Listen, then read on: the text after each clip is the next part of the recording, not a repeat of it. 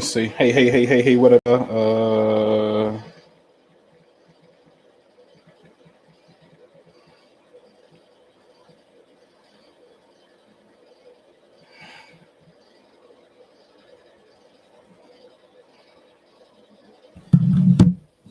So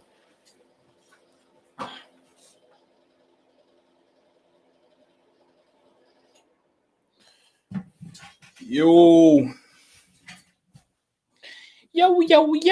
rich and wealthy. I need to get rich and wealthy. I need to get with you, man. I need to get some of that rich and wealthy. OG Bruce Lee. What's good, man? Can y'all hear me? Let me know if y'all can hear me. I don't got my earphones plugged into the mic. So I just want to know if you can hear me, man. Can you hear me? Let me know.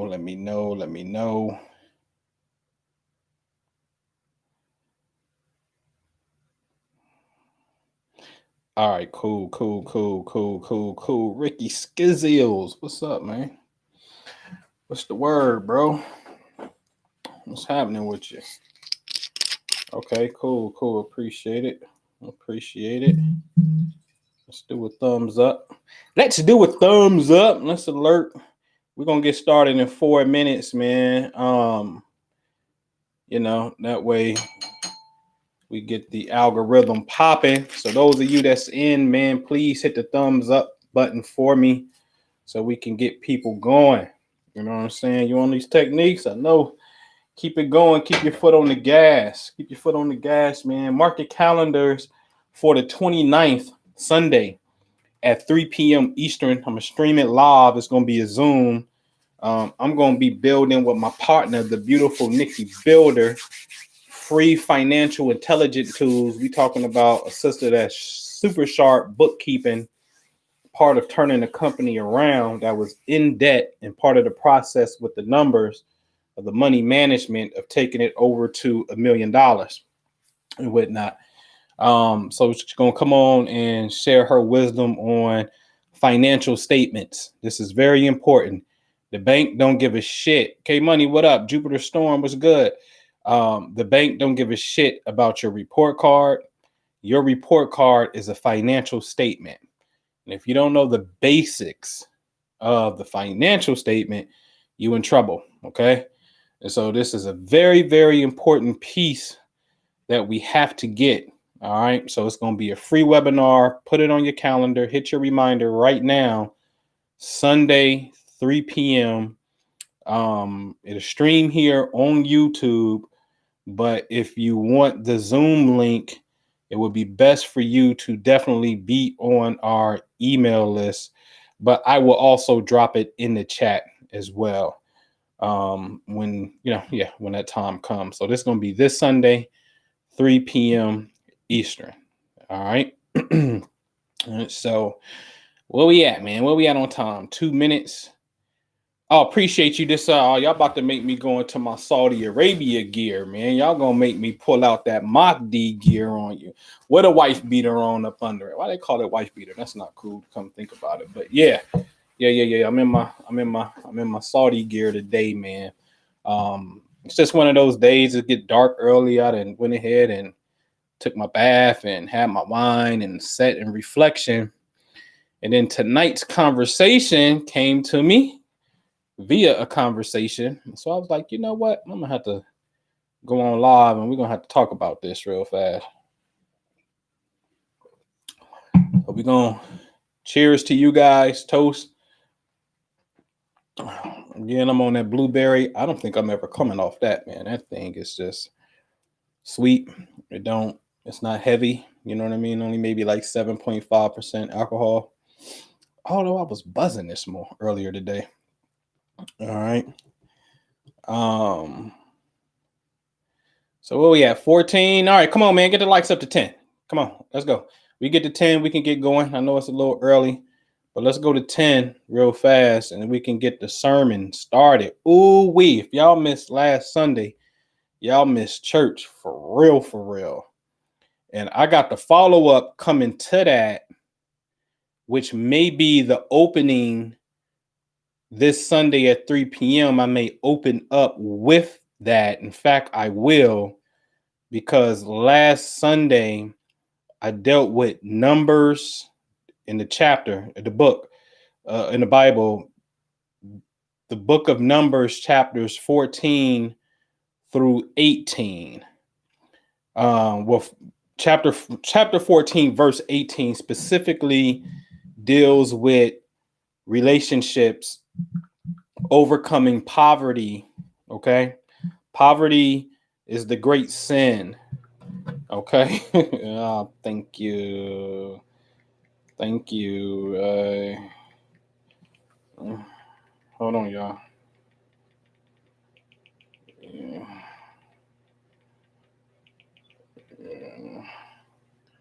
Hold on 1 second, y'all.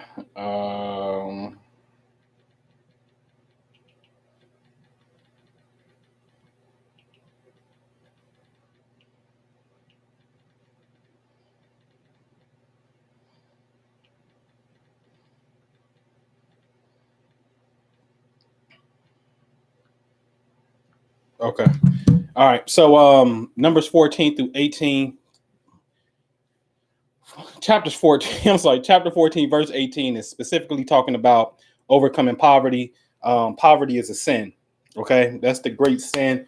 Wasting time is not cool to do. Okay.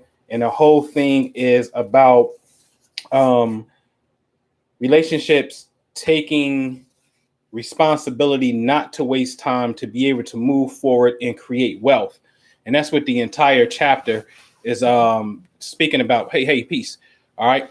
So with that said, let's begin. I'm going to send you guys a link in the chat. You kind of want to go with me, because I don't want to do the Zoom. The Zoom, to me, there's a lag in between the two. So when I be looking at y'all, it's some shit that I said about 10 seconds ago. You know what I'm saying? And it throws me off. I'm gonna put this link in the chat for you. So here's a link in the chat. You can click on it if you want to. I'm gonna read just from some of it and whatnot. But tonight's topic is the ego, the mask of vulnerability. Okay. And before I go into the article, the Latin root for vulnerability actually means to heal. Okay. And I'm like, oh snap. Vulnerability literally means to heal. That's very interesting. Because to be vulnerable allows or means that we have to share an aspect of ourselves that we are not comfortable with.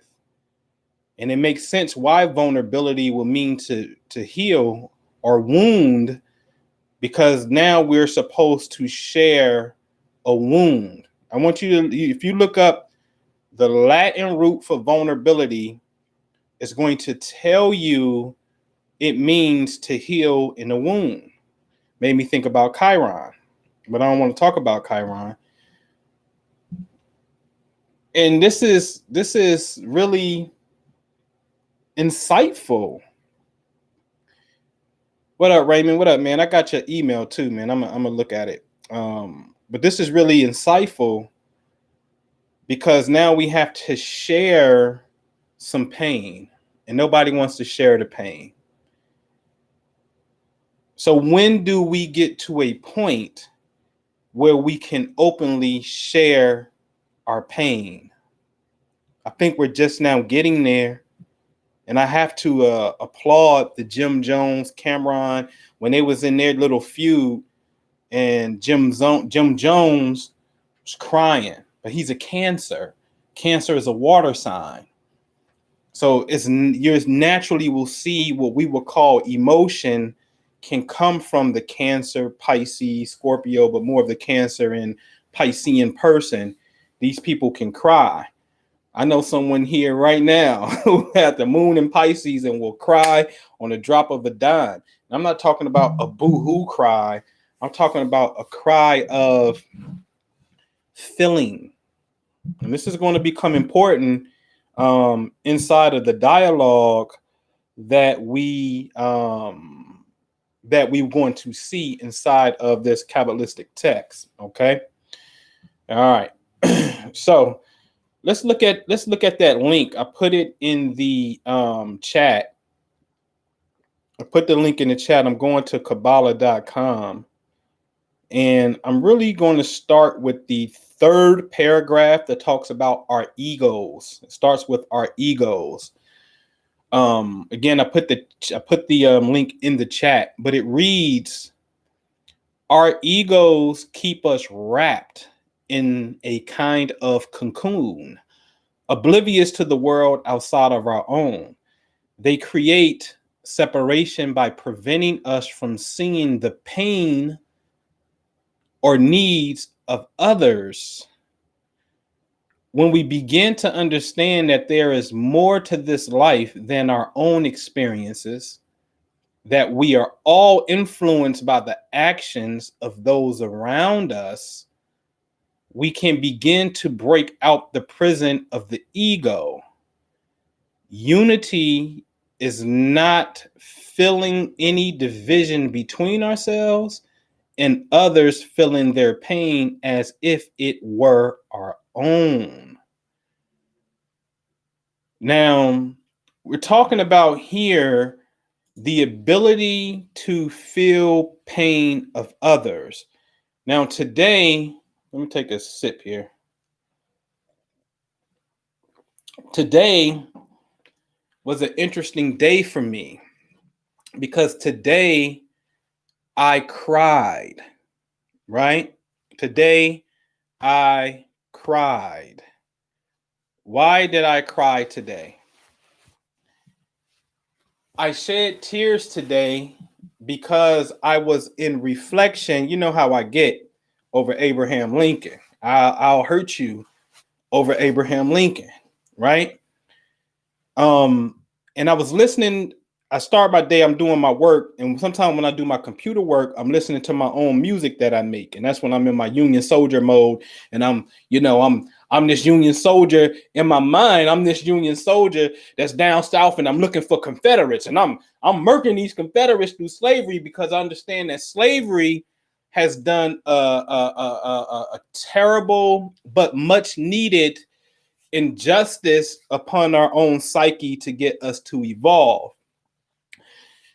And so I'll be riding out. That's just how I am. I'll be riding out. So anyway, as I'm listening to my own music, and I'm always talking about Lincoln, here it is, a man who is sitting at a theater with his wife, enjoying a play, and somebody creeps up behind him and shoots him in the head.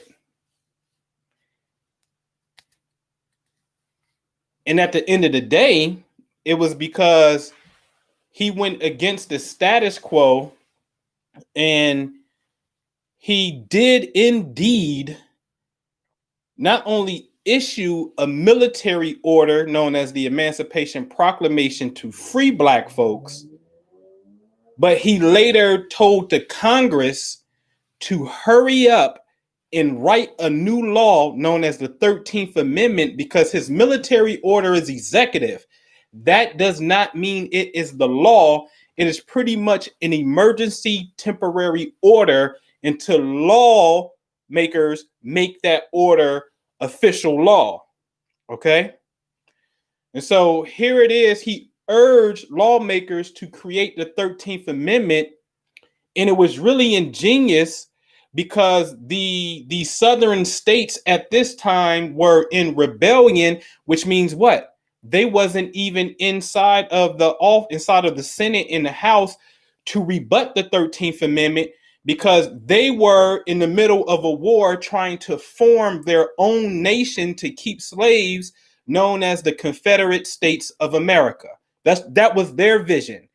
Their vision, Jefferson Davis, the president of the Confederacy, and all the war generals, their vision was to have a separate country known as the South, okay, called the Confederate States of America, where slavery will be legal. So when the United States is passing a law, these cats ain't even in there to rebut the law. So this is the paramount time to go ahead and issue and push it out. Peace. To push it in. You understand what I'm saying? Because you ain't gonna get no contest. You did? So it was ingenious. So as I sat here in reflection of just looking at how the culture in today's Black intellectual will be so egotistical and make up a story, and it's totally made up, not supported by no facts, that as if it was the North and the South had this, the North had a secret agenda, and even go as far as saying it was like this whole thing, Civil War, was a stage. And that's just, it's dishonorable. And it's just not true. And what really gets me is you have thousands upon thousands of white people are in a grave because they ultimately lost their lives to help you and I be free right now. And that's just the truth. If we can't admit that, you got a problem. You have a problem. Okay? So when you start watching these Gettysburg National Park reunions and things of that nature, or people coming to look at the winter lecture series or the spring series, you never see Black people there. Rarely do you see a Black person, let alone Black people. Black people don't care about that part of history. And I understand, because it's a very painful part of history. But if we are spiritual beings that we say we are, the spirit and the ancestors, and the spirit is real, and these ancestors somehow can act on our behalf when we pour libations and set up an ancestral altar and things of that nature, then that will imply that the invisible spirit world of the ancestors are very knowledgeable about the current events on Earth. Because if we go make an altar and pray to them and some shit happen, we say they did it. So they must have some type of understanding of what's going on here. So if that is true, and I dare tell you it is true, how do you know it's true? I'll tell you from personal experience. Whether it be, again, I can show you pictures of what's perceived to be my dead daughter, and then there's a big ass light of a soul, and then I can take you to New Orleans when we snap the pictures ourselves. This ain't no Photoshop shit. This ain't no third party Google image search. No, we snap the pictures ourselves. When we're in New Orleans, they take you on ghost tours. That's a known fact. And then we got ghosts walking down the street with cups in their hand. We got a ghost riding a bike down the street. We got a ghost chilling like he run DMC like this in the middle of the alleyway on a ghost tour. We got these images. So it is a known fact, for real, that these ancestral energies are these dead entities, whatever that may be, but for lack of a better word, these dead entities can have a intermingling with our 3D space-time reality. Okay, fine. But now that makes me think, well, how do George Custer, fighting Phil Sheridan, you know what I'm saying? Abraham Lincoln, Grant, Sherman, you know what I'm saying? Benjamin Butler, man, gave Black people a bank in New Orleans. You know what I'm saying? You got some Union generals was actually opening up banks for Black folks. You know what I'm saying? I got this information, right? But Black folks ain't paying no homage whatsoever to these white folks who did it, right? Who put that work in. I always say it. We love Harriet Tubman, but we don't never tell the story that Harriet Tubman was a Union soldier. Do y'all hear that? Harriet Tubman was a Union soldier, and she She was getting her weapons from Colonel James Montgomery. Facts. Look it up. Colonel James Montgomery was giving Harriet Tubman guns. We don't talk about that part. So to be a dead spirit of Abraham Lincoln, to have got murdered in front of your wife, god damn, man. I mean, there's no empathy with that. To get murdered in front of your wife and to not pay homage is so ungrateful. It's beyond the biggest ungrateful thing that could ever happen. And I'm looking at how the divinity of God works, that he had to choose somebody to be that vessel and to be that catalyst. And it played out that way. And if you can't feel that or feel the pain of others, I dare say there's some evolving that needs to be done. Now, I know the rebuttal. Well, brother, I'm an intellectualist. I ain't into my feelings. That's great. You can come up with solutions from that. I'm not talking about that.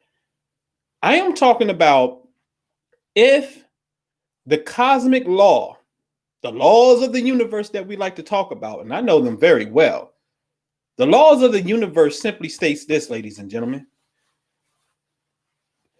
Pisces is the last zodiac sign in the wheel. If you are that sign, congratulations. You chose to incarnate as the seal of the wheel. This is very important in our culture when we break it down to microcosmic levels, meaning whether it be 12 bodily systems, whether it be, I always like to say 12 inches on the ruler. It could have been 13, but why 12? And why call it a ruler? That amazes me. The number 12 is the biggest number on the wall clock, right?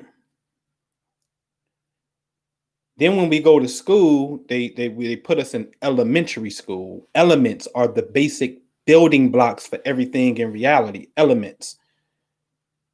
And then the grades are 1 through 12, right? Well, K through 12, but the 12th grade being the highest, being the point of graduation. When you finish the 12th grade, where do you go? What's another name for college? University. You go off to the universe. The 12 months in the calendar year, right? That's right, K-Money, right? All of this is pattern. The way we measure reality. I mean, the 12-inch ruler, like this is pattern off of the cosmic science. Okay. Well, Pisces is about transcendental consciousness. Told you that. Okay. A person with a Pisces moon is by far, in my opinion, the most intuitive of them all. I've been studying this for years. I'm telling you, these people are gifted. Pisces moon. Now, the moon naturally rules Cancer, and that's a very intuitive spot. But if you got it in Pisces or the 12th house, you off the chain. Because Pisces is the last water sign. Cancer is a water sign. Where the moon naturally rules Cancer, Scorpio water signs in the middle of the two, and Pisces is the epiphany, the last one of them all. So Pisces seals the wheel of creation. It's done. It's complete. God's order is finito right here. This is very interesting to me because I am talking about looking at the natural progression of the wheel. Sure, Gemini is intellectual. I can look at Minister Jew, and that'd be a perfect example of what the intellectual Gemini looks like. I ain't talking about that bipolar Gemini like I know some other Geminis that be all over the place saying shit that contradict themselves every single time. I ain't talking about that. I'm talking about a well-matured Gemini. You give me Minister Jew all day, right? Sure, we can intellectualize ourselves about it. Sure, we can think outside of the box and put some more intellect on it. Aquarius. I can take that. Fine, no problem. But I am talking about the natural progression of the wheel states that we must evolve to a point where we can feel. I'm not telling you to turn off the logical senses and don't come up with an answer, because only logic is going to create the solution, a coherent solution. Do this, the next step, this, and see, bam, it's gone. So all you got to do. We're not talking about that. We're talking about the ability to simply feel. Feel. Can you feel? Can you feel? What my man Drew Down say, can you feel me? All right, so back on this link, I'm going to put it in the chat again, just in case it's too far up. I'm going to post it again because I'm about to read something from this Kabbalah. Okay, I just posted in the chat. All right, so I'm going to go down a little bit. It says, ego is responsible for sickness, chaos, war, hunger, and death. Okay, I'm going to go on and skip a little bit again because it talked about, I'm going to start where it says the biblical story. All right, it's probably about 5-6 paragraphs down. The biblical story. The biblical story of Ikev, which means heal. Now, it's interesting because in this particular passage that I'm reading, that this article that I put in the post, in the chat rather, it talks about the heel, but the heel of the foot, which is Pisces. Pisces rules the feet. Okay, very interesting. But I'm going to read this part. The biblical story of Ikev, which is the heel, the foot, illustrates a pivotal moment in the physical journey of the Israelites. Moses stands before them as they are poised to cross the river and enter the promised land. Before they continue, he stresses the importance of releasing negativity. Releasing negativity as they complete their journey. He says, circumcise your hearts. He says, and don't be stiff-necked. That's interesting. That's very interesting. While roaming the desert for 40 years, the Israelites have picked up some emotional baggage. Slavery and a series of traumatic incidents have left the people of Israel with hardened hearts and stubbornness. I'm going to end right there because they're going in. Now, see, when Black people say, well, we've been in bondage, man, for 400 years, they are parroting. That's the worst thing you can say. It's absolutely a lie. Technically, if we want to be technical on record, year 1616, first time Jamestown happened, as far as slaves being documented in the South Carolina colonies. And also the emancipation, we can easily say, let's say you done 13th Amendment type shit. Let's just say 1865. All right, it's a wrap. That's like 249 years, man. What you mean 400 years? What 400 years are you talking about? That's somebody's parroting information from the Bible. Because slavery, 400 years, you people will be held in bondage for 400 years.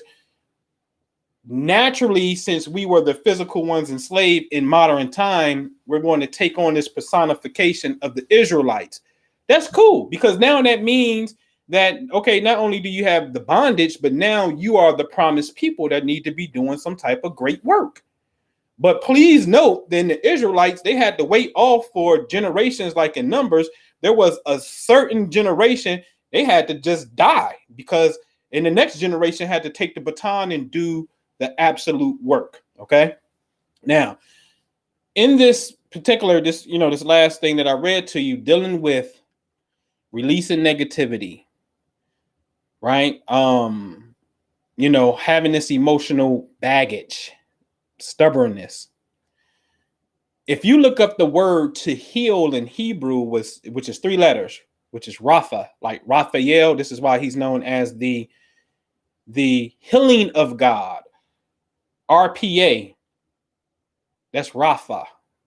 Okay. These 3 letters make up Ralph's first name. Okay. So this is Ralph. And then El is God. So Raphael is the healing of God. Well, a word for healing means to loosen. That's what it means. Rapha means to loosen it up and vibrate. For those of you who love the law of vibration, because yeah, I know you know who you are. You love the laws of vibration. Okay. When we're dealing with the other science. All right. So healing means to loosen up. So again, remember, vulnerability means a wound to heal, but healing means to loosen up. Okay.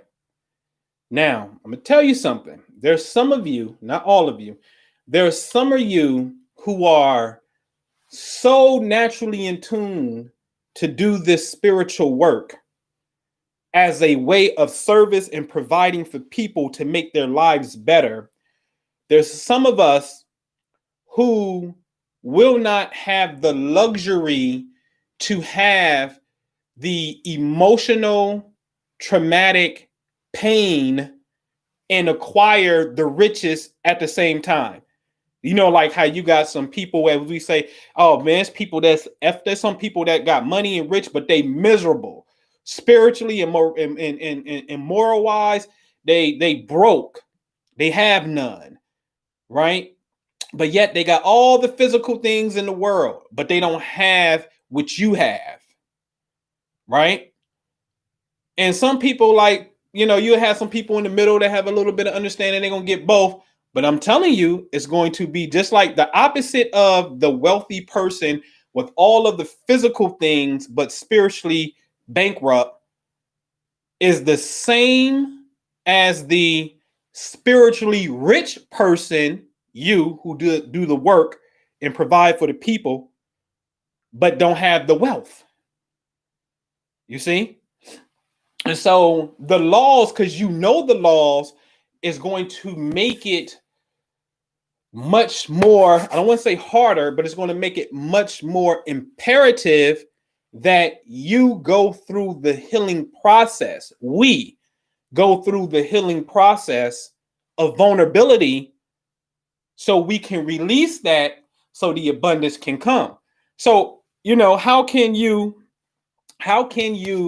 get to tomorrow's abundance by worrying about today's lack? What we don't have, the pain, the hurt, the traumas, the lies, the deceit, the everything that just comes with it. You know what I'm talking about, right? How can we get to the next level if we don't open up and loosen up? So what does that look like? What up, one Miss Loving Life? What does that look like? Zigzagger, what up? Well,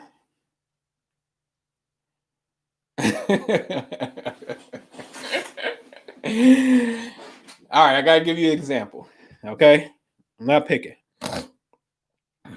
The example is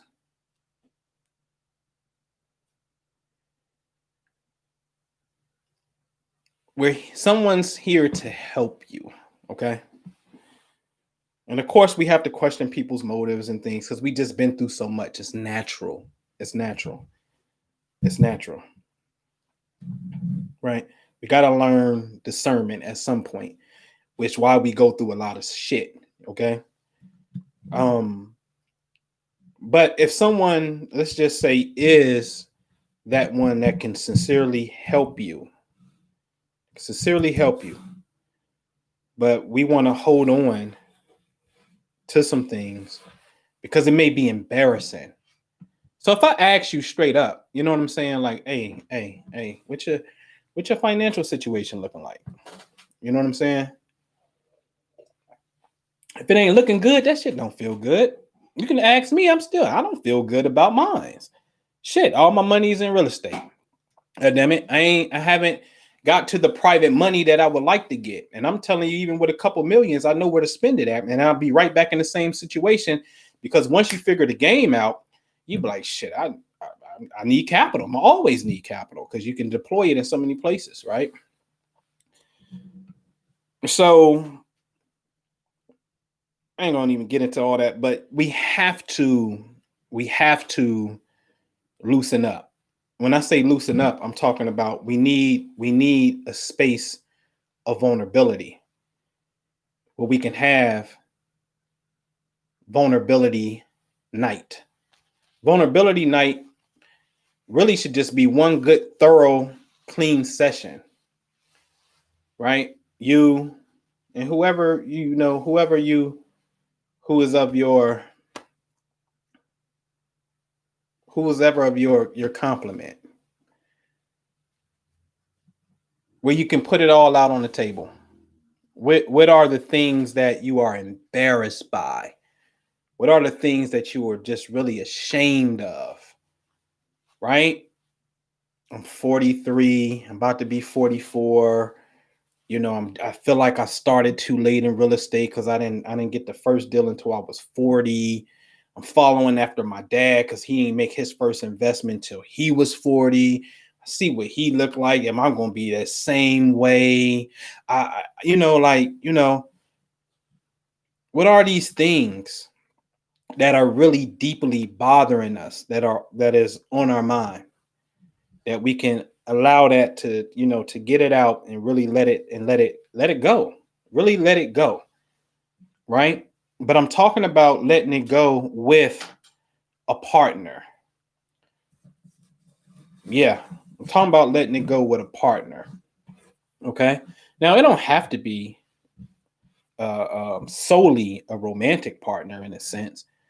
But if you're going to have dissonance, if you can't express those vulnerabilities with your partner, because now that's called a therapist, ladies and gentlemen, okay? Or let's call your friend who has great understanding, your spiritual mother, your spiritual father, right? But that doesn't solve the dissonance that's taking place inside of the temple, meaning in this case, your home, right? So, how do we get to this place of vulnerability and loosen up and share, right? So I think we have to obviously be brave and say, hey, I'm going to go first and I'm going to share with you all of the things that I'm just embarrassed in life about, you know. Um, Part of my reason of going rogue and really staying away from family is I feel like I haven't become successful enough to even, I feel like,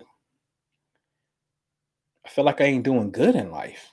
You know what I'm saying? So I don't want nobody to see that. I'm not doing good in life. So I ain't going around nobody. I don't feel good in life.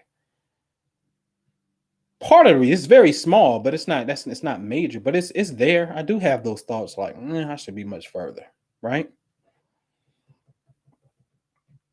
So get ready to practice, and I'm gonna go into some Zodiac stuff for you. Get ready to practice the space of vulnerability to loosen up. Though, and when I say loosen up, I'm talking about loosen up those things that hinder you in the heart.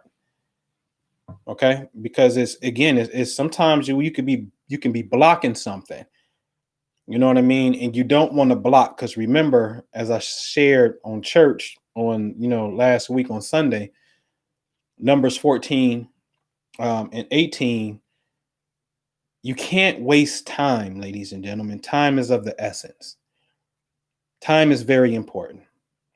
The wealthy tell you this is one thing that you can't get back. Don't waste my time. This is why I don't like having, when people call me on business, I'm so red. Like, get to the goddamn bottom line. How much is it going to cost? How much is it going to do? And then I want the details about it. Don't sell me first and try to waste my time because I may not be interested in it. Give me the numbers first. And that's just me. Okay. I love you too. All right. Um, Sometimes I'm on a live and I get messages from the live, and I really appreciate that. All right. So loosen up, share, please share. Don't waste time, because wasting time is a sin. That is dangerous to do that. And like I was sharing earlier, it's dangerous in the West. I always get this disclaimer. It's dangerous in the Western paradigm because we don't understand spirituality. So therefore, our points of initiation to get us to become deeper inside of our journey to get better understanding is going to come from a place of pain known as the Detroit Red syndrome. The Detroit Red syndrome is go to jail, you hoodlum. Oh, then you come out of that and be Malcolm X. It comes from a point of pain in the West because we are not taught these spiritual principles of karma, cause and effect, the actions, thoughts. You know what I mean? We're not taught this stuff. Okay. So we don't have time to waste because what is drastically missing, there's a tremendous gap and it's been here for a long time. And I've seen it. I've been in it and I'm gonna move away from it.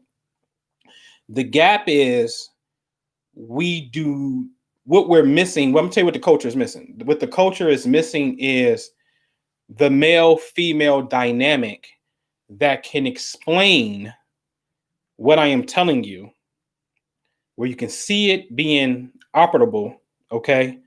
So this thing can work. There's no swag. So when you give me the Jade Emperor, I'm going to look at this shit and I'm going to have a subconscious thought. And it ain't going to be subconscious. I'm going to have a quick conscious thought that's going to be like, who this nigga? I don't know the Jade Emperor. I got to study Chinese and I can't relate to it. Okay?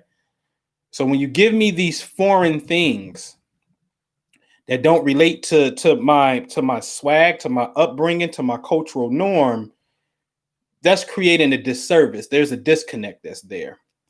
And this is why the Holy Quran says every nation will have a messenger speaking their own language, because you can't understand a Prophet Muhammad, peace be upon him, coming and speaking Arabic to your black ass right now. You wouldn't understand it. You don't understand the foreign custom. This is why you won't go back to Africa and live. You don't understand it. There's a disconnect that's there. Okay? It needs to be something that is here that looks like you, speak like you, swag like you, and got swagger like us. That's the name of the game. That fulfills the prophecy and makes sense because every nation gets their own. Okay? But it's imperative that male-female dynamic come and project and feed. Okay? All right.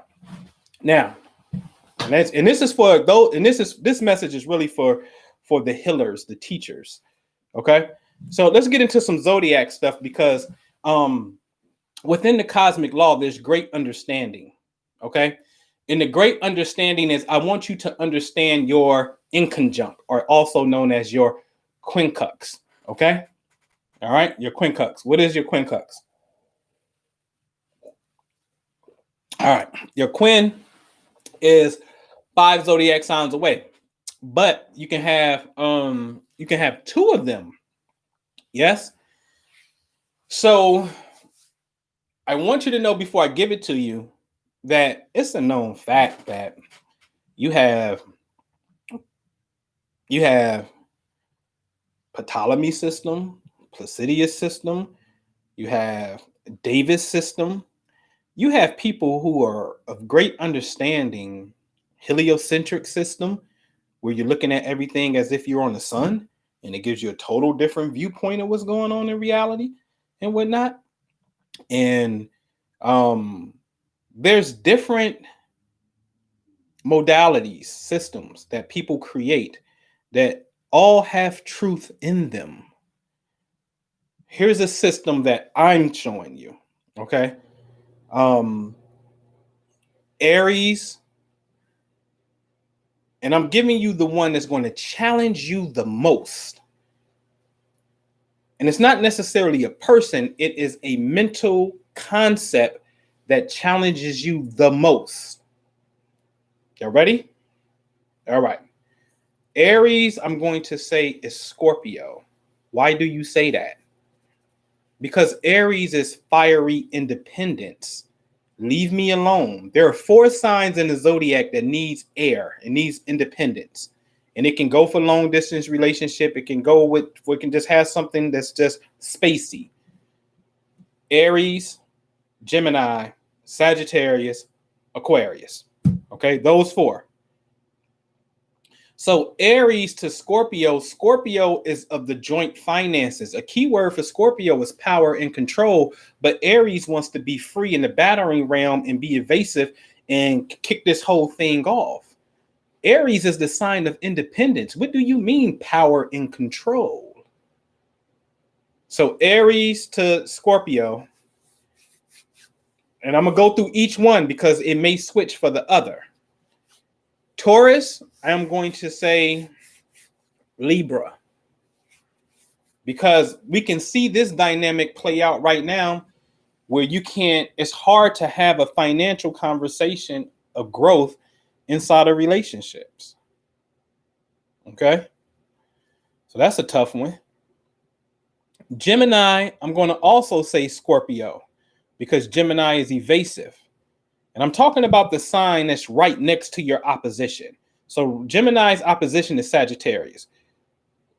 Right? So what's next to Sagittarius? Either Capricorn or Scorpio. I think that the Scorpio is going to challenge the Gemini because the Gemini too is so mental and evasive. It needs freedom. Scorpio wants the power and the control again. Gemini naturally is air. How do you control air? You can't. You can hold your breath, but I bet you start breathing again. You can't control air. Cancer is going to be Aquarius.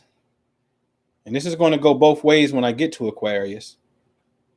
Because Cancer is the family dynamic of nurturing, and Aquarius is the radical. It's about the group of the people when it ain't about family. It's about humanity. Aquarius always gets the charge of they treat their friends better than they treat their lovers, their spouses, and family. Always, right?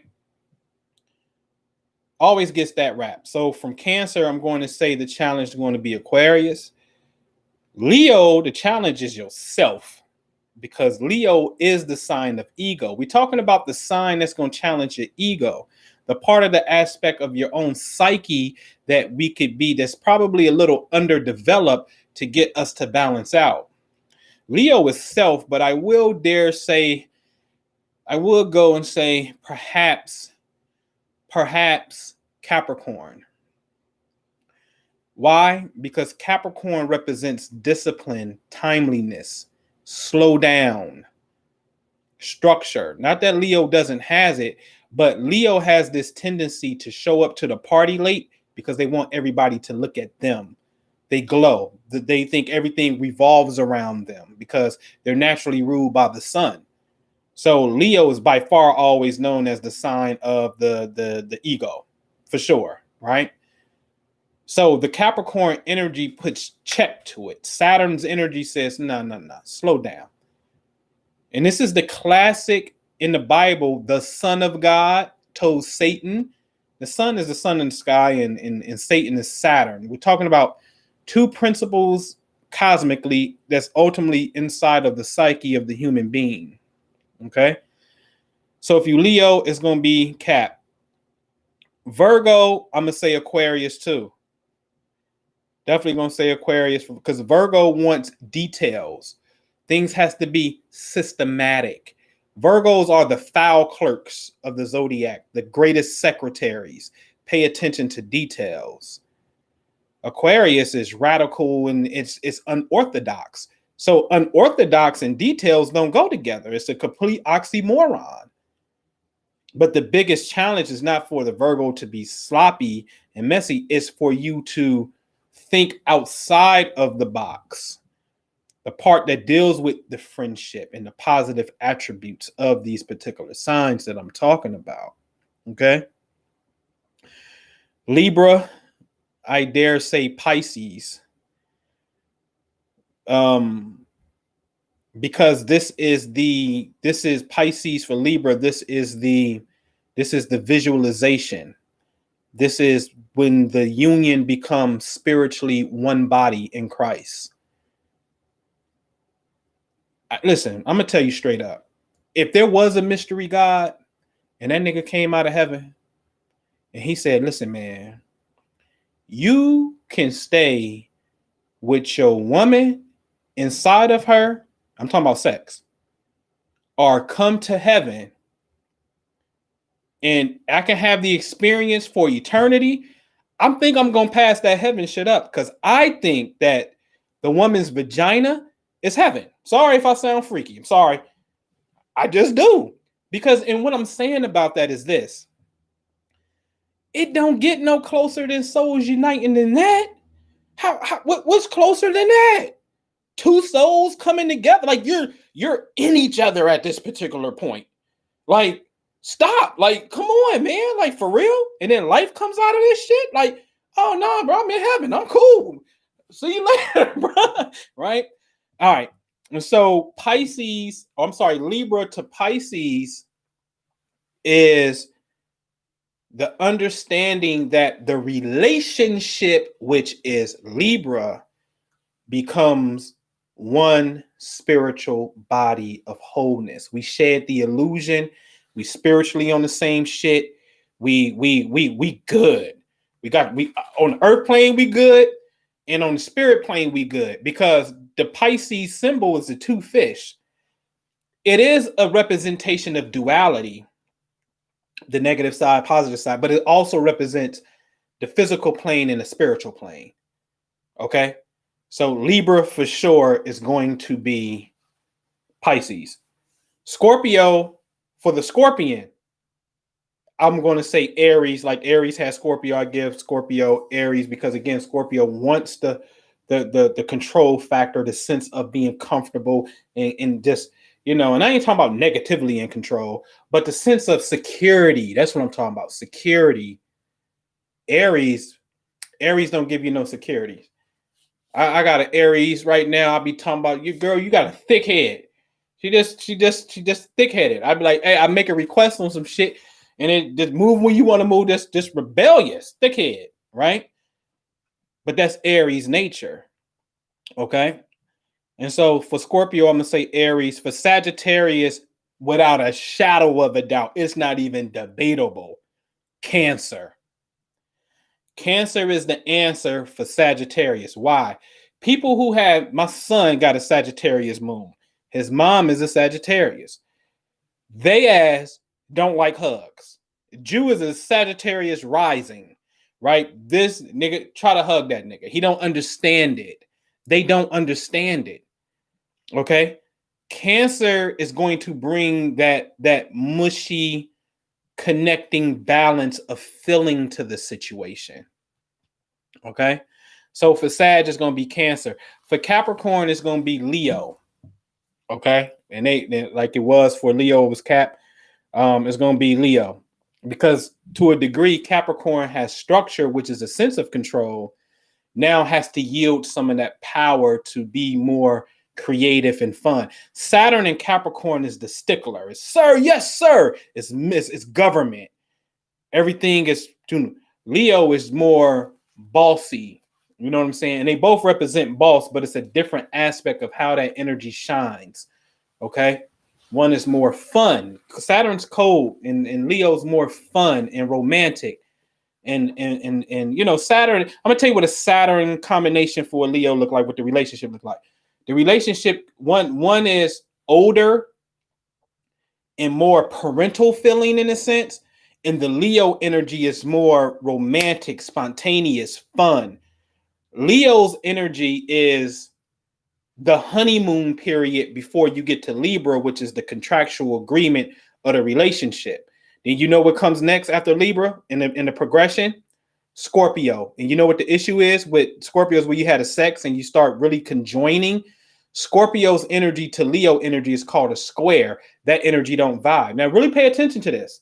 So you telling me the energy of Leo, which is fun and romance and children is a byproduct of sex. So why is it that Leo and Scorpio, the sign of sex, have issues with each other? Because in relationships, we lose the honeymoon effect. That shit is gone. That shit gone. That shit ain't exciting no more. Same old freaking positions. It's not exciting. You ain't like, it's just boring. You totally lost the honeymoon effect of Leo as you progress through the relationship, and now everything is just normal and bland. So Leo is really that spunk, that fire to keep it going. Okay? Can't lose that shit. That's the secret sauce. We don't know how to keep the secret sauce. I believe in eternal love. Man, eternal love exists. I also call it EC, known as extreme compatibility. That shit exists, man. That's real. That's there. Okay. We just don't know how to tap in. All right. All right. Then for who we got? Aquarius. Aqua. You too, my friend. Cancer shall be your answer. Now I know it because I'm a Cancer rising, and it's the biggest oxymoron in the world. Why? Because the Aquarius is logical and think your way up through the situation. You don't have time to feel. Feelings and emotions is stupid. It's dumb. Why are you crying? Talk. But Cancer gives you the part that you don't have. It's the part of feeling. So today you will reflect on Abraham Lincoln, and you're going to cry. You're going to cry. You're going to shed some tears and really feel, because the man's spirit is calling me to lead black folks to his graveyard in Springfield, Illinois. All right, to his grave. And I'm going to do it. And the last one is Pisces. Now, Pisces, this is interesting. This is interesting because here I'm not going to give you one. There is one, but I would rather end it like this for Pisces. You are the seal of the wheel, dear. Your work is a tremendous work. It is very special, and it represents the coming of Christ within you. And this is for everyone, because you got to remember all of these signs are in us. And so in the Kabbalah, in that link that I sent you, you will see that when it was talking about the heel of the foot, that's Pisces. All of these signs are ultimately inside of us. Okay. So Jesus rolling with the 12 disciples, that is your consciousness understanding the completion within yourself. The completion within yourself. Remember, I always tell you, well, Pisces could be the lymphatic system. Aquarius could be the nervous system. Gemini could be the respiratory system. Libra is the urinary system. Scorpio, we know, is the sexual reproduction system. Capricorn is the skeletal system. Leo is the cardiovascular system. You understand what I'm saying? Virgo is the digestive system. You understand? And so these systems are inside of the human being. Yes, you're going to exemplify more of one sign than another based off where planets were at when you were born, but it doesn't mean that you don't have these systems that I just named. So Pisces is about the completion of the will to get us to the point of transcendental consciousness. This is why I always had a rule. If you were a Pisces or had those traits, I wouldn't teach you astrology, because you're cheating and going backwards unless I can see that you already had the natural gift that you have of transcendental consciousness, known as being intuitive. And I strongly felt that you wouldn't revert to relying on, don't get it twisted, what I've got is the cheat code to the universe. But astrology is ruled by Aquarius, which is the 11th grade. Pisces is in the 12th grade. You one step up. Why are you one step up?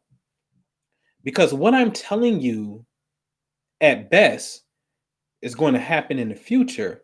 You're supposed to be able to perceive that information and get it clearly.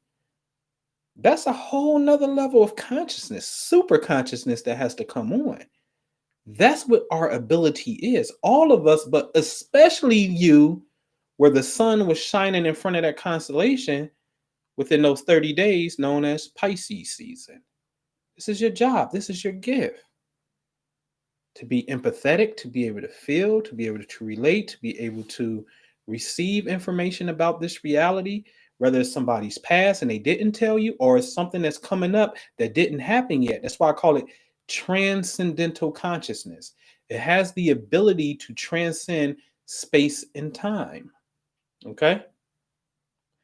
So the signs that I told you, if you're that sign and I told you the other sign, look into those positive attributes. That's your homework assignment. Look into those positive attributes of that complementing sign that challenges you, because these signs don't have nothing in common with each other that I just told you. See, with the opposition, Aquarius, Leo, we can be like, oh, girl, your fire need my air. What you talking about? Without my air, you don't exist, baby. Here you go. Right? But without that fire, there's no creativity. There's no intermingling in a sense. You understand what I'm saying? And so that goes hand in hand. And not only that, the signs that square each other, Aquarius to Scorpio, Aquarius to Taurus, Taurus to Leo, Leo to Scorpio, Scorpio back to Aquarius. That's the fixed square in oppositions. Here go the mutables. Gemini to Virgo, Virgo to Sag, Sag down to Pisces, Pisces back to Gemini. All y'all four got some sideways shit going on in opposition, right? And then the Cardinals, Aries to Cancer, Cancer to Libra, Libra to Cap, Cap back up to Aries. All of those have something in common, ladies and gentlemen. You know what they are? They all come at the same time in their respective season. Remember, I told you this. This is called modalities in the Zodiac. It's only 3 modalities. 3 times 4 signs is 12. The cardinal ones I told you, the Aries, the Cancer, the Libra, the Capricorn. They start seasons. They're the first day of the new season. The fixed signs, the Taurus, the Leo, the Scorpio, the Aquarius, they're in the middle of the season. They're fixed. They preserve the energy. Focused, stubborn, because they're born in the middle. That's why I hate to multitask. I suck at it. Like, I gotta stay focused, okay? And then the mutables, the Gemini, the Virgo, the Sag. What is it? The Gemini, the Virgo, the Sag, the Pisces. They come at the end of the season. Oh, so we actually have the same modality. And the oppositions share the same, or they have a complementing gender. The sign that's opposite you, if you're a water sign, it's going to be an earth sign. If it's an earth sign, you're a water sign. If you fire, it's going to be air. If you air, it's going to be fire. So now y'all have complementing genders in the opposition, and the squares have something in common dealing with where it comes in the season, known as a modality. So within the friction of the square and opposition, we can find commonality. Now, when I gave you the ones I gave you, known as the quincunx or the inconjunct, oh, you ain't got nothing in common. Nothing. We don't come in the same part of the season, and our elements don't mix. Period. Okay? So if we want to say Aquarius to Cancer, well, shit. Cancer comes at the beginning of summer. Aquarius comes in the middle of the winter. One's an air sign. One's a water sign. What do air and water do? It forms a bubble. I call it a plunger. Like, that's the only thing I can see of benefit to it. You know, I mean, my son, this nigga been stopping toilets ever since he was like 4 years old. Like, this dude been like always stopping toilets. And I'm like, nigga, I'm gonna get you a porta potty, nigga. You're gonna have to handle that stuff because I'm tired of plunging your stuff, right? But I'm a student of the universe, because I'll admit I see God in shit. And you got to be able to say that. If you can't see the beauty of that, something wrong with you.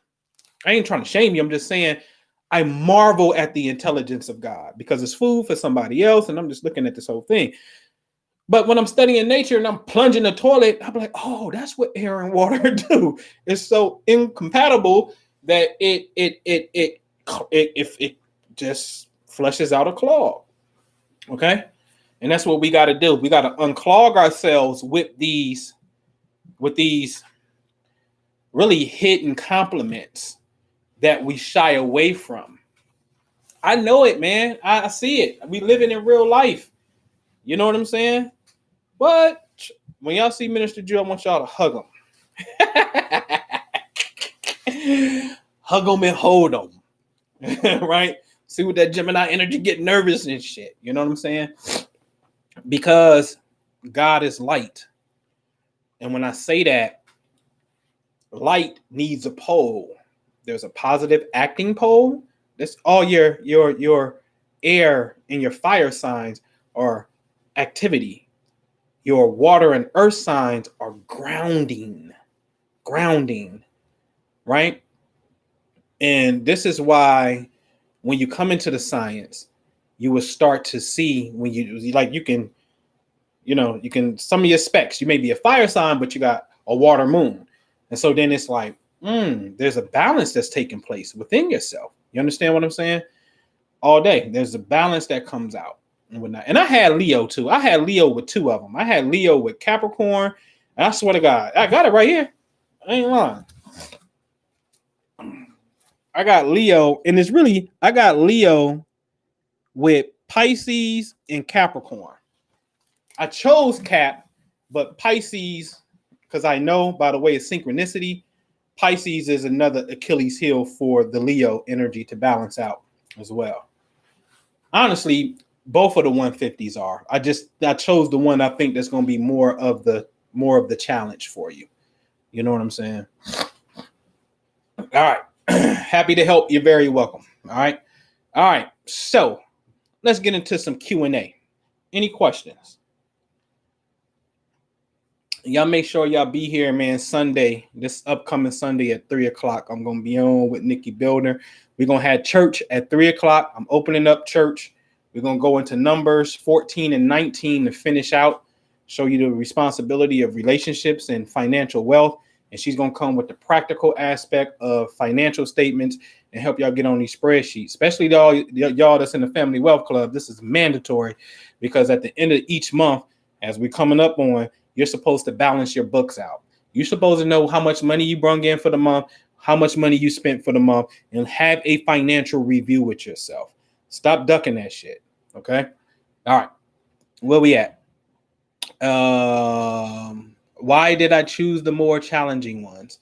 All right. So because tonight's conversation is we gotta unveil the mask of the mask of the ego so we can get straight to a place of vulnerability, because vulnerability means to heal. And when we get to a place of vulnerability and we can get to a place of healing, then we can get to a place of prosperity with no hindrance. So it's not that we can't have prosperity and be scarred, messed up individuals. Sure, we got a lot of those in the world. But the question is, will we be our best?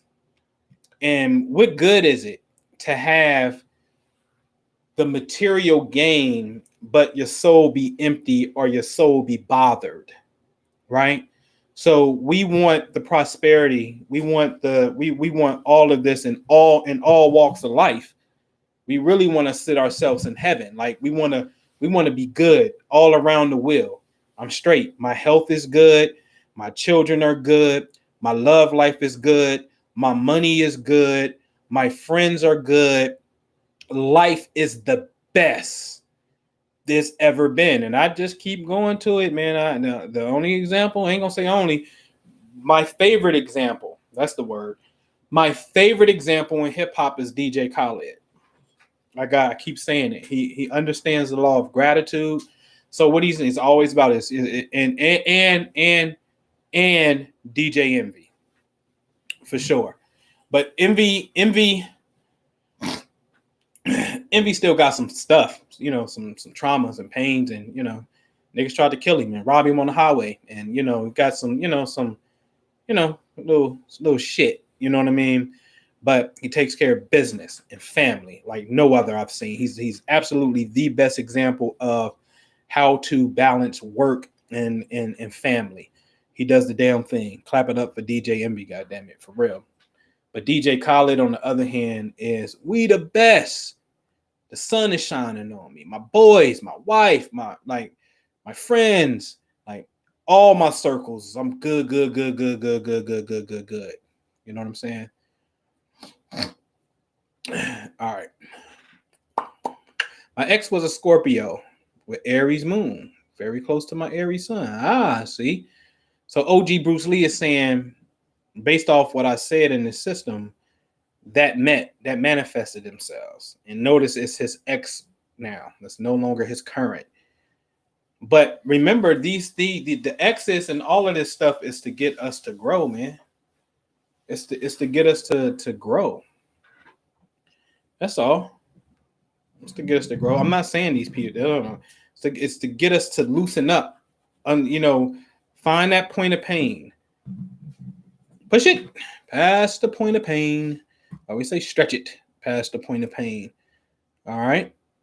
So that's why I chose this stories, guys. And I'm saying activate the principle. I'm not telling you to find a person. I'm telling you to activate the principle within yourself. So I know for me, for years, it was the emotional aspect, but it's a heavy part of me that I was able to come in tune with it. You know what I mean? All right. Leo Sun, Libra Moon, Gemini Rising. Leo Sun, Libra Moon. That's all complimentary. That's pretty good. That's dope. All sextiles. And the trine. Sag Sun, Pisces Moon. Leo Ascendant. I don't feel grounded at all. All right, so El Naji. Sag Sun, Pisces Moon. Leo Ascendant. I don't feel grounded at all. Okay. So this is good. The Sag Sun, is philosophy, expansion, greatness. That goes well with your Leo Ascendant. It's fiery. Those two have something in common. What's happening is that Pisces moon position in reference to both of them is your challenge. The Pisces moon is my favorite moon. This is Michael Jackson's moon. It's not why it's my favorite moon, but it's a very, very great position for it. It's easy to bridge that, El Naji. The Pisces moon wants you to, it's the part of your own psyche that will allow you to feel and develop intuition. There's a very strong sense of intuition and psychic ability, basically. Well, Sagittarius is all about philosophy anyway. So you have to make sure that as a Sag sun, that you're feeding your soul, you're feeding your interest with subject matters, whether it's astrology or whether it's, how to increase my psychic skills or psychics for dummies, or the Sagittarius is the journeyman and the journeywoman that's on a mission. So you have to follow that mission into the subject matters in different cultures that possess the topics of the subject matter, okay? And trust your feelings about it. Just simply trust your feelings about it. That's all. Trust your feeling and don't rely on cerebral Sagittarius professor type of information solely. The Pisces moon is not about cerebral information. It's about grasping information from which you feel. So meditation for you absolutely is the order of the day. Meditation for you. You have the perfect chart. I would look into Kriya Yoga. It's subtle. It's a subtle unfoldment that takes place to get you to open up these centers. And it takes time and discipline, but you have nothing but time. Question is, are we disciplined to go through it? Because we're going to keep living as long as we living, and we could have did it, right? So look into a local Kriya Yoga center for yourself, or something that allows you, a system that allows you to balance both the physical and spiritual practices. And you easily be grounded, because both of those placements are simply dealing with information of higher mental faculties. All right. All right. All right. Saturn in Taurus in the seventh house. Take care of business and your relationships. especially in marriage, has to be about business. Don't even play the game and act like it ain't.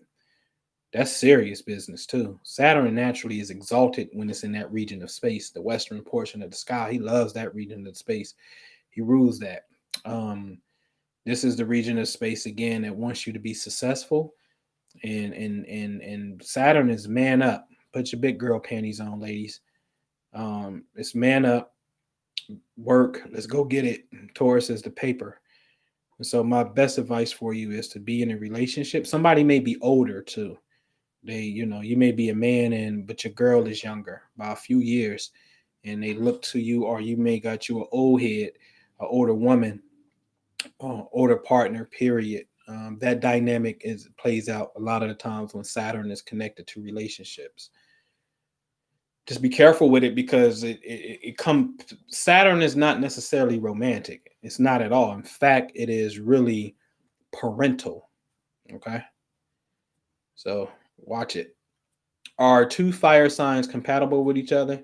Yeah, Aries and Leo trying each other. The Aries energy is a little bit more independent, and the Leo energy is a little bit more dependent. Leo wants to hug. Leo wants to have fun. Leo wants to touch. Leo wants to, be the center. Whereas Aries is more of a pioneering type of fire. You know what I'm saying? But they're elemental wise. They both supposed to go with one another because they're supposed to create something.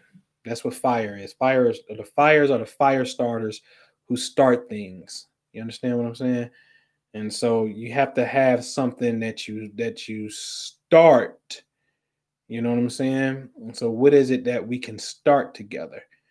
Real estate? What is it? We gotta put this focus somewhere because if not, then fire turns destructive and it'll burn somebody up and it turns into anger. Anger has always been synonymous with fire, or fire has been synonymous with anger, right? So yes, they work, but make sure that there's a creative outlet to build upon. All right. Capricorn Sun, Leo Moon, Aquarius Rising. The Capricorn Sun and the Aquarius Rising, they're not too far from each other. There's no conflict right there. The Leo Moon, Capricorn Leo. See what I got on here. See, I got that. I told you Capricorn Leo. So you were born with this placement I'm talking about tonight. That's that's all about Capricorn is again, it's all about becoming boss. Okay. But in a structured way, detailed way. You know what I'm saying? The moon in Leo is a very romantic moon, very flashy. If a woman got Venus, Mars, Jupiter, Moon, shit, Sun, Mercury, the personals, like if they like in Leo, these people are little flamboyant in a sense. Leo feels good. Leo's great, man. It's a warm energy. Leo is like this, like it's the goddess energy and God energy, right? So your moon is there, which means if you could attract a woman that's there. If you are a woman, then vice versa for the sun energy. But this is a great compliment at the end of the day. Don't worry about the Aquarius rising. The Aquarius rising is going to allow you to think outside of the box and be unorthodox. That means your moon probably is in your seventh house, which is definitely put in a connection to a woman. X thoughts. I wonder um, if you male or female. Because if you male, then and you in heterosexual relationships, then it's the feminine principle that's dealing with that Leo energy in your life. Um, excuse me, but I like this because we're talking about Aquarius rising, thinking outside the box, unorthodox, helping humanity and whatnot. And the Leo moon is in opposition to that, but it's supposed to be about balance. So you make sure that whoever you're emotionally connected to can see the balance of what you're doing in that mission. This is a big mission. Capricorn Sun, Aquarius rising, this is a big, serious mission that you have in life. And just make sure that you have the proper love and romance energy that balances out your love for humanity and success and career is what that's about. All right. All right. So K Money, you got Sag Sun, Virgo Moon, a square. So that's a square. So that's dope. It's not bad at all though. Sag Sun is it's going to allow you to expand your mind. Sag is the philosopher. It's known as the professor of the Zodiac, the teacher of the college universities. So it's the expansion of consciousness is Sagittarius. Virgo is like, okay, well, let me pay attention to some details and balance this thing out and just make sure. The thing with Virgo is the negative trait of Virgo is over analytical, study long, study wrong. You saw this play out with Jay Electronica. It's a Virgo energy who never ever drop his music. Just won't drop it because he's over analyzing and whatnot. So the balance that you have, K Money, is being connected to work because Virgo is work, work, work, work, work. I always say you won't outwork Beyonce and Michael Jackson, and I dare put a third person in there, DJ Envy. Um, those Virgos work their ass off. So your emotions, the moon, your emotional connection is to work, for sure. And the Sag part of you is into the higher learning. So you have to bridge these two because if I'm not mistaken, don't you got the analytical college degree type of thing? You know what I'm saying? But now you bring in the quantum spiritual dynamic to it, and it makes sense. So you have to marry these two principles. That's your job. Your job is to marry that, and then you also teach that. You know what I mean? Because Sag is a teacher in some shape, form, or fashion. You're all right. Ooh, Bruce Lee. Y'all said something about Juno, man. I got some stuff coming from. I got it from NASA on some satellites that's dealing with these planetary sounds. If we gonna go in, let's go in. And you know me, I like to up the ante. And so I got some new sounds that's coming, man. That's literally coming from NASA. That's dealing with Juno. It's interesting you mentioned that because I rocks with Juno in the chart, and I'm not an asteroid guy, but I rocks with Juno because I love love. Anything dealing with relationships and love is very interesting to me. So I got some new sounds that's coming that are literally satellite transmissions from these particular planetary bodies and whatnot, and we're gonna learn how to use them and activate those principles in our life. Okay. All right. So Ricky Skills, my mom's a Sag, my dad's a Jimmy. I'm a Virgo. Ooh, that's one big ass T square right there, buddy. That's one big old T square. That's interesting. That's phew, man. I don't want no parts of that. That could be rough, man. Coach Mike, Sun and Sag, Moon in Aquarius, Rising Sign Aquarius. Man, you an OG, man. You know what I mean? Sag and Aquarius is cool. They two signs away, fire and air. They rock out. Again, like we just said with Sag, the higher learning moon. Aquarius is I got Aquarius moon. Like Aquarius is just Aquarius. It's the higher learning aspect as well, for real, because it's thinking outside the box and thinking. All right, all right, all right, all right, all right, all right. Yeah. You're welcome for sure. Where in your chart does it indicate that you can see things in the spirit world? Ooh, intuition. This is where you got to have that sense of intuition built in. Okay, you got to have that sense of intuition built in. All right, Sag, Sun, Aries, Moon. They go together. Fire and fire. All right. Yeah, seriously, rich, wealthy. You to tap into the spirit, you got to just look at the overlay of what the story is telling and whatnot, and then it kind of weird, man. I can't explain transcendental consciousness, man. It's like a voice, a reason, or something that pops up and tells you, but you got to know what you're looking at. Well, intuition don't require that you know what you're looking at. But once you know what you're looking at, you don't have to debate what you're looking at. And then it's easier. I think it's easier for you to marry the understanding of what the intuitive voice is telling you. All right.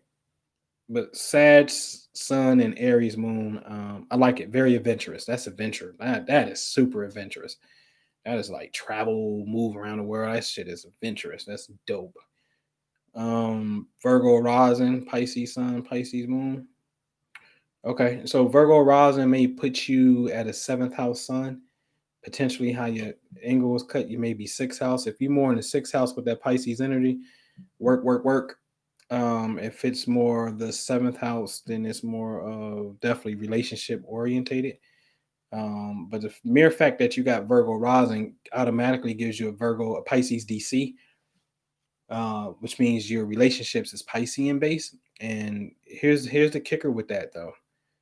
When you have Venus in Pisces, when you have Neptune on the seventh house or in the seventh house, or Neptune and Venus conjunctions, any combination that deals with relationships and Pisces, this could be you're delusional as hell in relationships.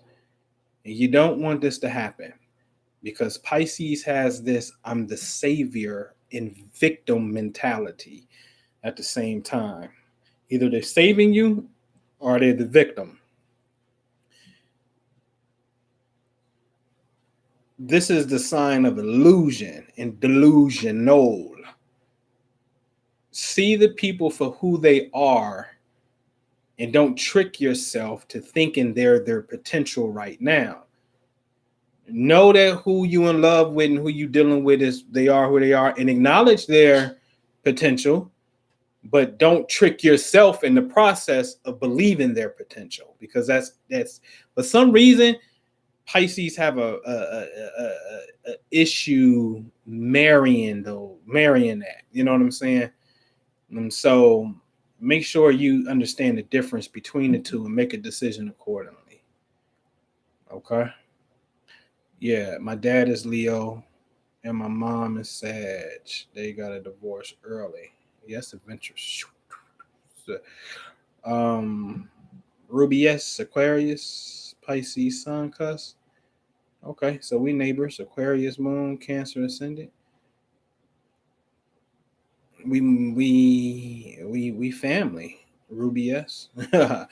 Aquarius, Pisces, Sun, Cus. So that must mean you February 18th, right up in there.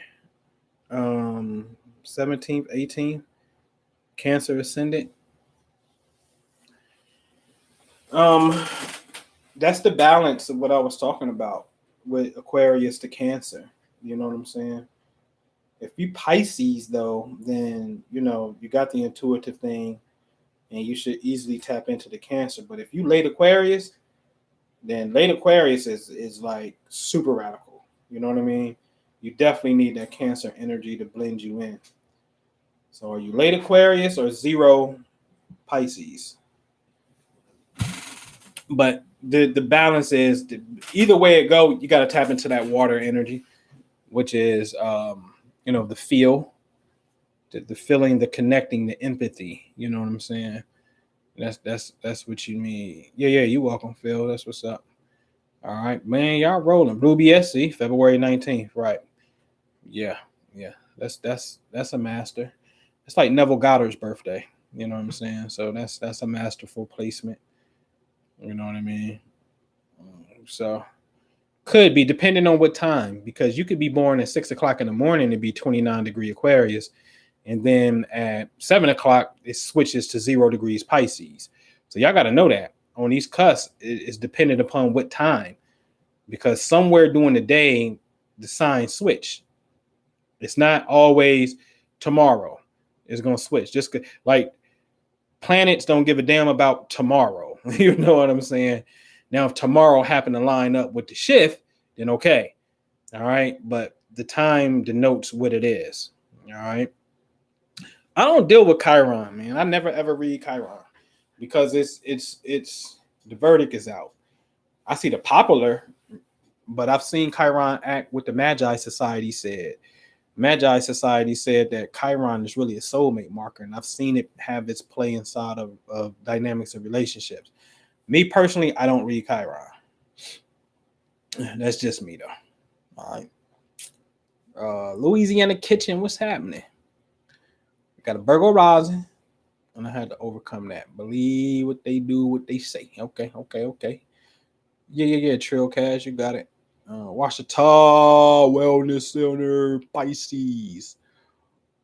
Plus Libra. Best practice, please advise. Pisces plus Libra. Told you. That is where, if you're in a relationship, your relationship have to seek the wholeness. The relationship has to become the Christ body. It has to be. This is where you become one. Game is over right here. Sorry, like this is it. Like we two, we like it's the uniting of the souls ultimately. The you master the physical plane together, and you master the spiritual plane together. That looks like whatever y'all economic physical goals are. Y'all do that shit effortlessly. That's what y'all do. When it comes to spiritual practices, what you believe, what you practice, that's what y'all do. Y'all master both of these fish of Pisces, one way, the other way, the realm of duality.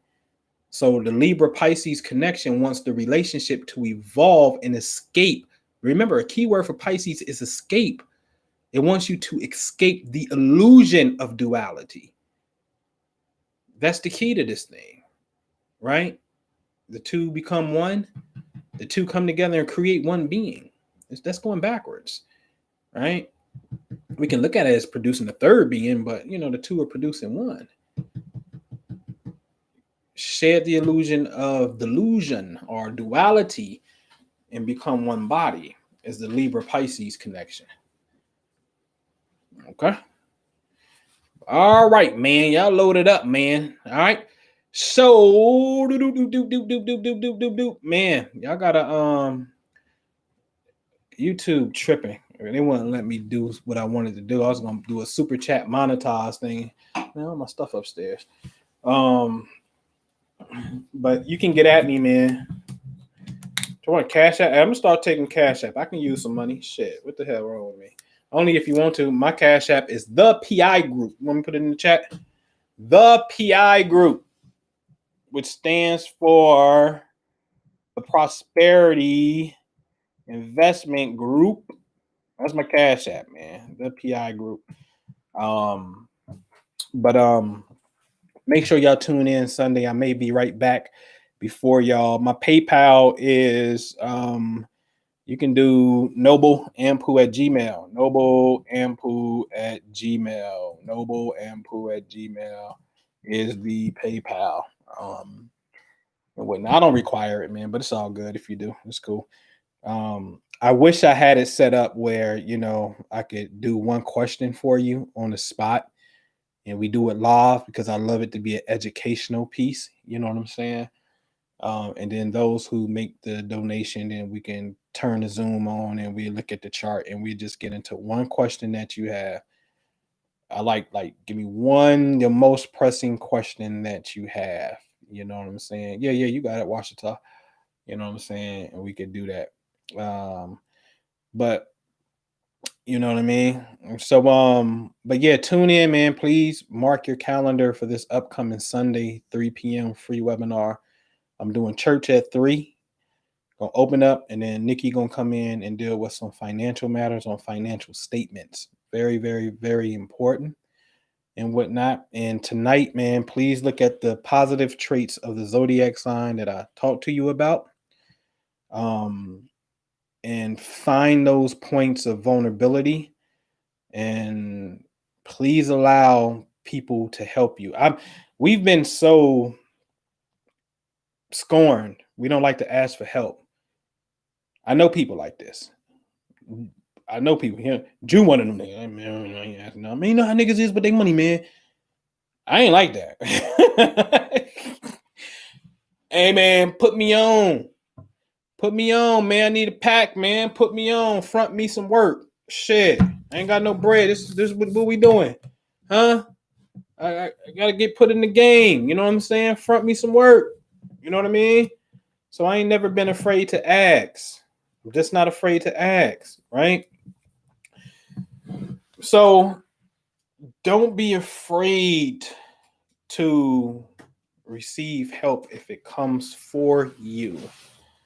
And if you feel like, just like if they don't have it, they don't have it. Like that's a horrible feeling to feel like you can't ask. I don't know what that's like. I really don't. And I don't want to know what that's like. That don't feel good. Okay. But get to a place of vulnerability. Cry. That's okay. Cry. Cry. And share that vulnerability. And I'm really talking about this relationship thing, right? Talk about those points of vulnerability so you can journey together. You know what I'm saying? And get moving so you can be great. Come out that cocoon, be a butterfly, spread your wings, be freaking great, man. Like be the best you can be. Now, am I going too far? I want to ask y'all a question before I get out of here. Because I got this, I got a statement. And my statement is, and I want y'all to let me know, and this is more for the men, right? I think that a man should have a partner that, and it goes both ways, that brings out the absolute best of them. So, like, for me, in a heterosexual relationship, I'm looking for she inspires me. I want to be my best. Like this is motivation for me. Like woo, like it does it for me. Am I going too far? Am I asking too much? You know what I'm saying? Like is that too far? Cuz I ain't with all the independent shit. I'm going to be real with you. That shit don't rock with me. I ain't having no baby by myself. And it don't feel good when I please myself with my hand the way it does if I got my woman. I'm sorry. It don't feel the same. I may get the feeling off, but it don't feel the same. So am I asking too much when I'm like, I think that, you know, that brings out the best of me. Because in science, man, all interactions can produce a reaction. And remember, I talked about it. You got this physical change, and then you have chemical change, right? And I think what we're really yearning for is to have a chemical change because love is a chemical. Love is a chemical.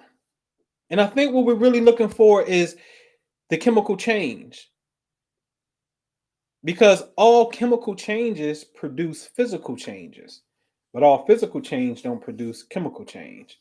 So you can physically change, but chemically you didn't change shit. You know what I'm saying? And I think what we're looking for is now that's interesting. So your woman should be your muse, right? I think what we're looking for is the chemical infinity, the chemical change that produces the physical change. What is the chemical change is being constantly in the state of love, right? I told you God is trying to figure out a way to keep the lights on. Don't get consciousness twisted. Trust me. You can look at certain things in creation and see the beauty of imperfections. The imperfect perfection. Our circle ain't 360 degrees. It's an egg-shaped wobble, right? The elephant got a damn nose for an arm and shit. It's weird. Like it's some weird things happen. Ostrich got feathers and they can't fly. And like, what the fuck? Why you got feathers then, homie? Chicken got a feather and can't fly. Like, what's going on here? You know what I'm saying? It's some things that's going on that just don't seem complete. You can just tell in the programming of this thing, right? You know what I'm saying? So trust me, God is trying to figure out a way on how to keep the lights on at all times. You gotta go to sleep. We gotta go to sleep because we ain't there yet. We ain't evolved to those beings where we always on.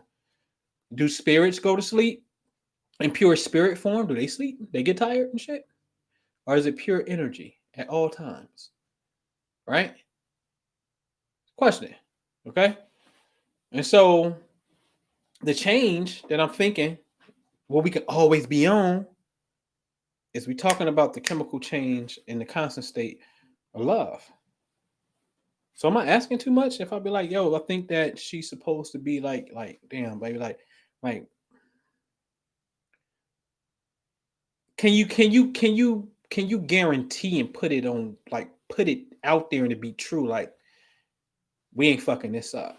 But we got it so good, we ain't fucking this up. We there. We twin flame soulmate type shit. We ain't fucking this up. We going to the top. And we just want the same shit. Study the same shit. Watch the same shit. We vibe, right? Like, we ain't fucking this. Ain't argument. What is that? That don't exist. Bro, you mean to tell me you and your girl don't argue? Nah, bro, that don't exist. What you mean? Argue. Am I tripping? Let me know if I'm tripping, man. And we get up out of here. All right. All right. So both Sag, K Money and I are both Sag. We still strive to understand and inspire each other. You're not asking for too much, rather. Yeah, man. Birds of a feather flock together. See, they on the same side of the Zodiac system because they both Sagittarius. So they cheat. And I've told you, your neighbor, your celestial neighbor, that's on the same side of the Zodiac sign, it's easier to click with them. You know what I'm saying? It's easy.